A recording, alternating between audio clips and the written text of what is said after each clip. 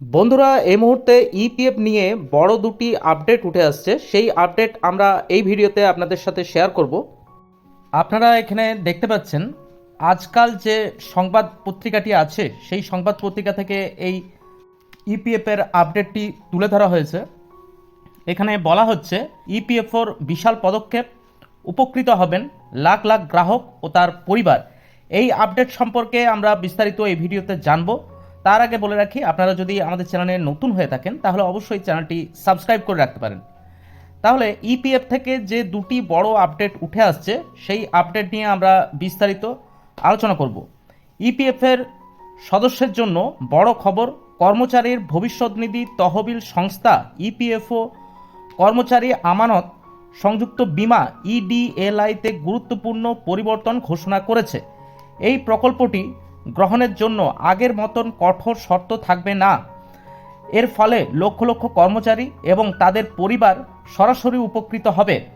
বিশেষ করে সেই সব পরিবার যাদের সদস্যরা চাকরি করার সময় কোনো কারণে মারা গিয়েছেন।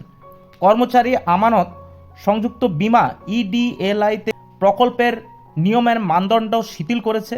আসলে সরকার স্পষ্ট করে দিয়েছে যে চাকরি করার সময় যদি কোনো কর্মচারীর মৃত্যু হয় তাহলে তার পরিবার কমপক্ষে 50,000 টাকা তারা বিমা পাবেন।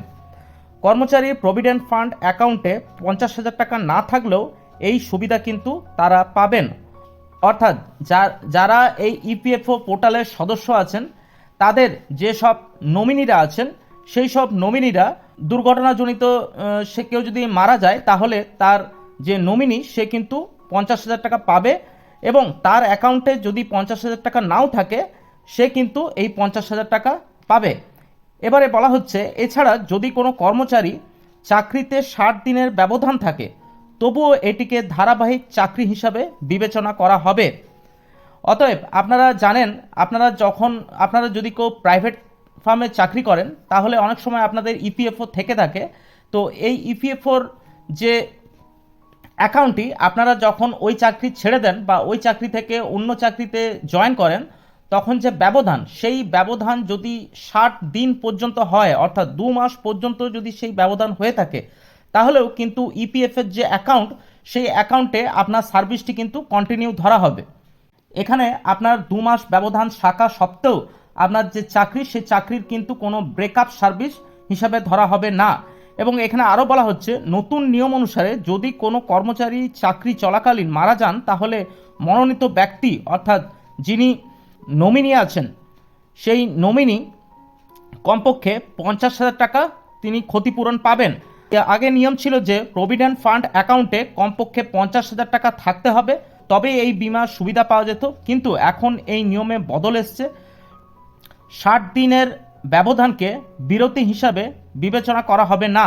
প্রকল্পে আরেকটি গুরুত্বপূর্ণ পরিবর্তন আনা হয়েছে। নতুন নিয়ম অনুসারে এখন 12 মাসের একটানা চাকরি গণনা করার সময় যদি কোনো কর্মচারীর দুটি চাকরির মধ্যে 60 দিন পর্যন্ত ব্যবধান থাকে তাহলে তার বিরতি হিসাবে বিবেচিত হবে না, অর্থাৎ তার ব্রেকআপ সার্ভিস হবে না। এখানে কোনো বিরতি হচ্ছে না। আপনার যে দুটি চাকরির মধ্যে যদি 60 দিনের গ্যাপ থাকে তাহলেও কিন্তু এই চাকরি কন্টিনিউ থাকবে, মানে কন্টিনিউ হিসাবেই গণ্য করা হবে ইপিএফওর তরফ থেকে।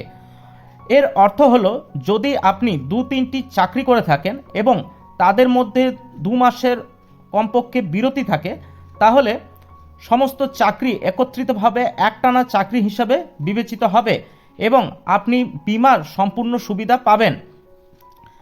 নতুন নিয়ম অনুসারে যদি কোনো কর্মচারী তার শেষ বেতন পাওয়া 6 মাসের মধ্যে মারা যান তাহলে তার মনোনীত ব্যক্তি বিমার সুবিধা পাবেন। মন্ত্রক জানিয়েছে যে যদি কোনো কর্মচারী যিনি ইপিএফের সদস্য এবং শেষ বেতন থেকে প্রভিডেন্ট ফান্ড ছাড়ের 6 মাসের মধ্যে মারা যান তাহলে কর্মচারী মনোনীত ব্যক্তি এই প্রকল্পের বিমার সুবিধা পাবেন।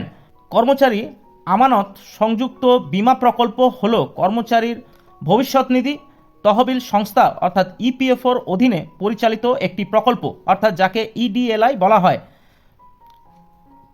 এই প্রকল্পের অধীনে সংগঠিত ক্ষেত্রের কর্মীরা চাকরির সময় মৃত্যুর ক্ষেত্রে বিমার সুবিধা পান। এই প্রকল্পের অধীনে কর্মচারীর পরিবারের সদস্য অর্থাৎ আইনি উত্তরাধিকারী এককালীন অর্থ পান।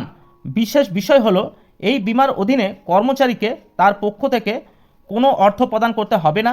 ইডিএলআই প্রকল্পের অধীনে 2.5 লক্ষ থেকে 7 লক্ষ টাকার জীবন বীমা কাভারেজ দেওয়া হয়। তো এই ইডিএলআই যে প্রকল্পটি, সেই প্রকল্পটি একটি অত্যন্ত গুরুত্বপূর্ণ প্রকল্প। এই বিমার ফলে যদি কোনো কর্মচারীর মৃত্যু হয় তাহলে কিন্তু তিনি এককালীন তার যে নমিনি আছেন সেই নমিনি 2.5 লক্ষ থেকে 7 লক্ষ টাকার একটি জীবন বীমা কাভারেজ তিনি পাবেন। তো এই খবরটি আজকাল যে পত্রিকা, সেই পত্রিকাতে প্রকাশ করা হয়েছে 24শে জুলাই 2025 তারিখে। সেই আপডেটটি আপনাদের কাছে তুলে ধরলাম। পরবর্তী এরকম ইপিএফ নিয়ে আপডেট পেতে অবশ্যই আপনারা আমাদের চ্যানেলটি সাবস্ক্রাইব করে রাখতে পারেন। আজ এই পর্যন্তই, দেখা হচ্ছে পরের নতুন কোনো ভিডিওতে। ভালো থাকবেন, ধন্যবাদ।